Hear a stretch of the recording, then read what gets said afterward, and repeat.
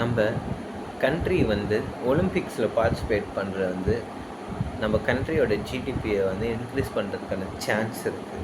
இது உங்களுக்கு தெரியுமா? ஆமாம். நம்ம எப்படி வந்து ஒரு ஸ்போர்ட்ஸ் வந்து எக்கானமியை வந்து இம்ப்ரூவ் பண்ணணும்னு தானே கேட்குறீங்க? கண்டிப்பாகவே பண்ணும். இப்போது வந்து நம்ம கண்ட்ரி வந்து ஏதாச்சும் மெடல்ஸ்லாம் வின் பண்ணும்போது it will get a global recognition and networking through other countries.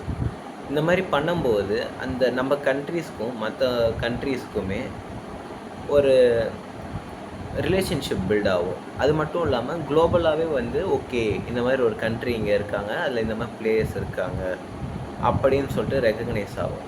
இது மட்டும் இல்லாமல் education and programs over the sport அதெல்லாம் வந்து நடக்கும். அப்புறம் வந்து லாங் டேர்ம் லெகசி இருக்கும். இப்போ ஃபார் எக்ஸாம்பிள் வந்து சும்மா எக்ஸாம்பிளாக சொல்கிறேன்.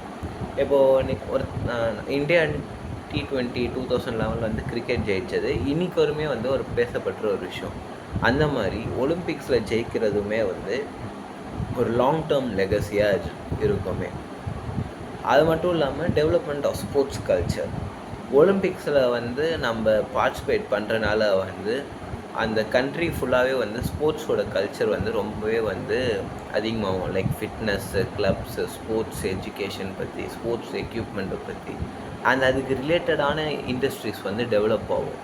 இது டெவலப் ஆகும்போது வந்து இதுவுமே வந்து எக்கானமியை வந்து இன்னுமே வந்து பூஸ்ட் பண்ணும். நெக்ஸ்ட்டு வந்து ப்ரொமோஷன் ஆஃப் நேஷ்னல் பிராண்ட்ஸ். இப்போ ஃபார் எக்ஸாம்பிள் வந்து ஒரு ஃபேமஸ் அத்லெட் வந்து அவங்க ஊரில் இருக்கிற பிராண்டை வந்து போட்டுட்டு வராருனாலே வந்து அதுவே வந்து நேஷ்னல் வைட் மட்டும் இல்லாமல் வேர்ல்டு வைடாகவுமே வந்து அந்த பிராண்டை வந்து ஃபேமஸ் படுத்தும், ப்ரொமோட் பண்ணும் to be honest. So international ஸ்டேஜில் வந்து ஒரு அவங்களுடைய பிராண்டை வந்து எக்ஸிபிட் பண்ணுறதுமே வந்து ஒரு லெவல் ஆஃப் ப்ரொமோஷன் வேறு people tend to notice about the brand and they too want to purchase it if they get inspired. அந்த பர்சனை வந்து ரொம்ப இன்ஸ்பயர் பண்ணாங்கன்னா one of the main reason is tourism. இப்போது சச்சின் டெண்டுல்கர் எங்கே பிறந்தார் அப்படின்னு கேட்டால் many of them will say Mumbai. So Mumbai கூட ஒரு விஷயமாக வந்து சச்சின் டெண்டுல்கர் வந்து பார்க்குறோம். ஸோ இப்போது மும்பைன்னு ஒரு ஊர் வந்து நம்மளுக்கு தெரிய வருது. அது தெரிய வருது மட்டும் இல்லாமல் ஓகே அங்கே என்னெல்லாம் இருக்குது அப்படின்னு we tend to explore. So இந்த மாதிரி விஷயம்லாம் எப்போ நடக்கும்? ஒலிம்பிக்ஸ் மூலியமாகவும் நடக்கலாம். For example